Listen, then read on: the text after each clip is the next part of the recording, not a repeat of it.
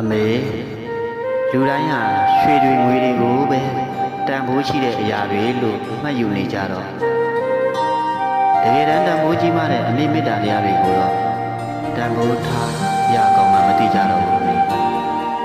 အမေဆိုတာရွှေနဲ့လည်းရှင်လို့မရသလို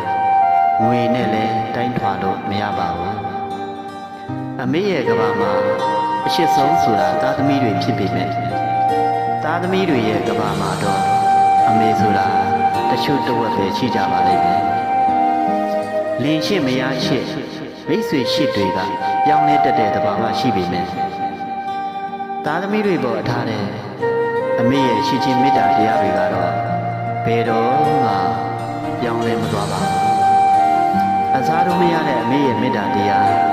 အမေရဲ့ကရုဏာတရားတွေကိုသားသမီးတိုင်းတန်ဖိုးထားတတ်ကြရင်သိကောင်းပါပဲဗျာ